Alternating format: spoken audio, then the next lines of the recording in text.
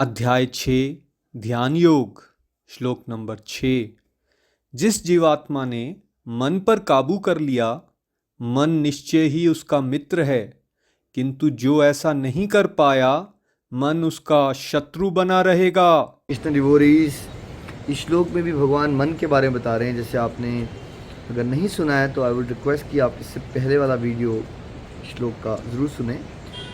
तो उसमें भी भगवान ने बताया था कि मन हमारा या तो मित्र हो सकता है या शत्रु हो सकता है, और मन से हमें अपना उद्धार करना चाहिए, पतन नहीं करना चाहिए। अब बता रहे हैं कौन सा मन शत्रु है और कौन सा मित्र है।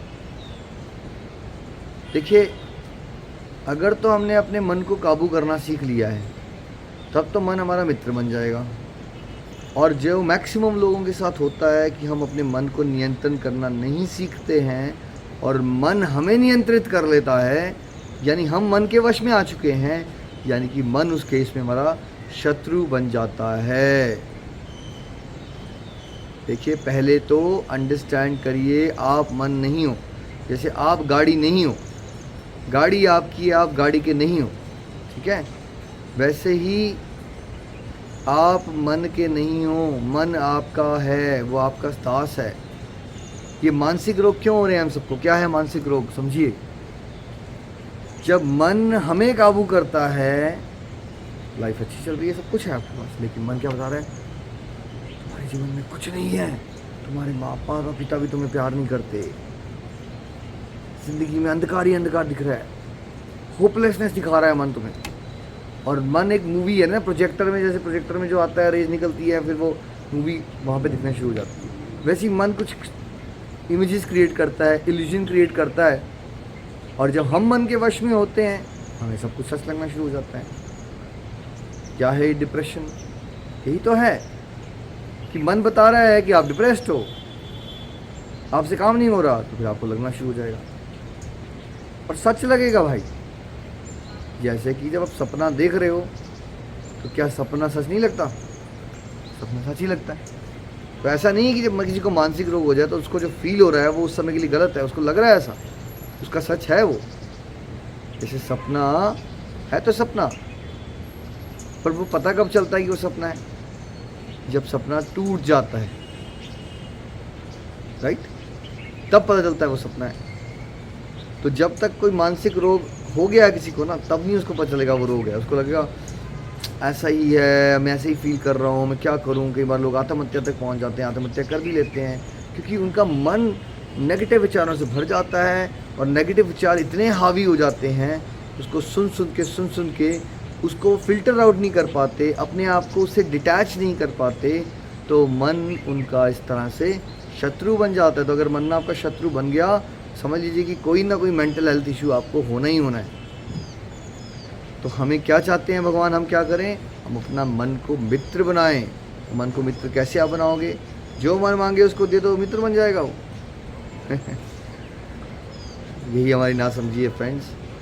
जैसे आग में घी डाल के आग नहीं बुझती, वैसे ही मन का स्वभाव ये है, जो मन हमें आए अगर आप वो करते रहे तो मन उतना ही बलवान होता जाता है।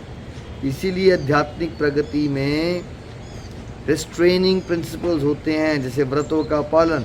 मन कर रहा है खाना खाओ, आप उसको कह रहे हो नहीं, आज तुझे रोटी नहीं मिलेगी, चावल नहीं मिलेंगे।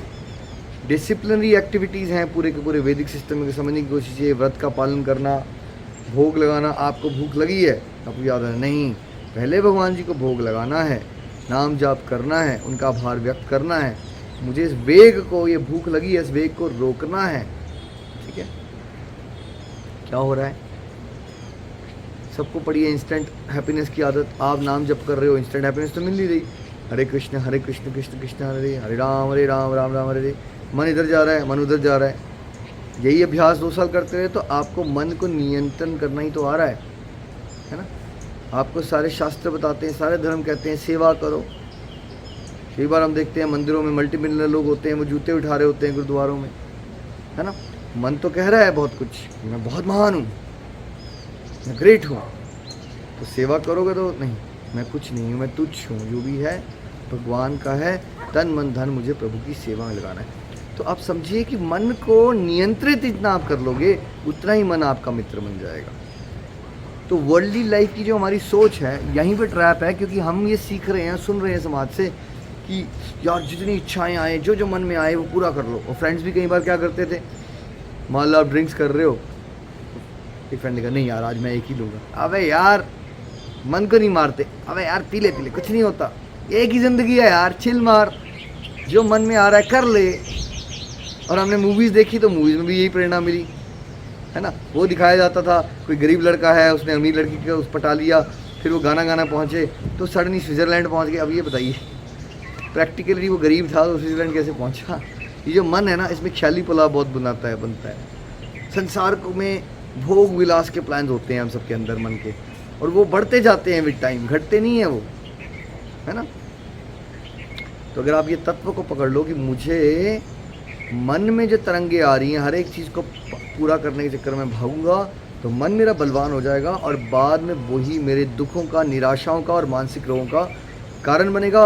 और तो और ऐस जीवात्मा मेरे बंधन का कारण बनेगा। तो मुझे क्या करना है, जो वैदिक प्रिंसिपल्स में नियम बनाए गए हैं भाई, सत्संग रेगुलरिटी से सुनो, मन नियंत्रण में आएगा, टेक्निक्स मिलेगी, साधना करो, प्रभु का नाम जाप करो, भोग लगाओ, व्रतों के पालन करो। हॉलीडे पे जाने का मन कह रहा है, दिल कर रहा है, तो लेके उसको मन को कहाँ लेके जाओ, तीर्थ यात्रा करो। हमारा वैदिक सिस्टम वाज नॉट अबाउट कि हम इधर से उधर ओवरसीज हॉलीडेज करें और ये बिल्डिंग्स देखें। हमारा वैदिक सिस्टम इज हर चीज़ भगवान से जोड़ दी। हॉलीडे करने का दिल कर सकता है इंसान का, क्या कर लो, तीर्थ यात्रा कर लो। बच्चों के साथ कहीं जाने का दिल कर रहा है, उनको सुंदर मंदिरों में जाके दर्शन करवा लो। तो क्या हो गया, मन भी लग गया धीरे धीरे, लेकिन आपने मन को संसारिक कामनाओं से दूर हटा के प्रभु की भक्ति का धीरे धीरे टेस्ट डेवलप कर रहे हो। और एक बार वो हो गया तो फिर आपका मन आपका मित्र भी बन जाएगा। क्या आप में से किसी के साथ ऐसा हो रहा है, 2-4 सालों से चल रहे हैं कि पहले आपका मन करता था नहीं माला नहीं करनी यार, बड़ा बोरिंग काम है, और अब आपको क्रेविंग आती है कि यार मैंने आज नाम जाप नहीं किया। जिसके साथ ऐसा हो रहा है वो ज़रूर टाइप करके बताएं। वही मन आज आपको कह रहा है, पहले कहता था किटी पार्टी करो, आप कह रहे हैं नहीं यार कोई फालतू की पार्टी में नहीं मैंने जाना, मुझे एकांत मिल जाए, मैं चुपचाप अपना नाम जाप कर लूँ, या मुझे भक्तों का साथ मिल जाए, मैं कीर्तन कर लूँ। कैसे देखो मन की डिज़ायर बदल गई ना।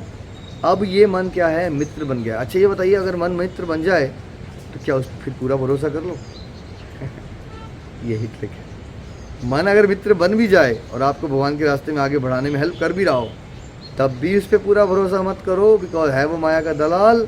अभी आपने उसकी चेन खींच के रखी है, पटे में बांधा हुआ है, तो ट्रैक पे चल रहा है। आपने ढील दी, सावधानी हटी तो दुर्घटना घटी। मन के अंदर कोई तरंग आ सकती है कभी भी माया की, और वो आपको छल सकता है 1 सेकंड के अंदर। इसलिए मन पे नहीं, शास्त्रों पे, साधुओं पे, सत्संग की पावर पे भरोसा कीजिए, और सत्संग से सीखी हुई बातों को बुद्धि में विराजमान करके, जब हम कहते हैं गुरु को धारण करो, तो गुरु को धारण करना मतलब उसको सर के ऊपर रखना नहीं होता है भाई। गुरु की वाणी को बुद्धि में धारण करके उस सत्संग की बातों से चेक रखो अपने मन पे। मन पे कुछ विपरीत बात आ रही है तो समझ जाओ कि वो छलावा है, मेरे सत्संग में तो मुझे गुरुजी ने ये नहीं सिखाया था कभी। तो इस तरह से इवन मन आपका मित्र बन भी रहा है और आपका सहायता कर भी रहा है भगवान के रास्ते में जाने के लिए, फिर भी उसको ज़्यादा ढील मत दो, बिकॉज वो कभी भी पलटी मार सकता है। तो मन को अपना मित्र बनाइए और जीवन में आनंद पाइए। श्रीमद् भागवत गीता की जय।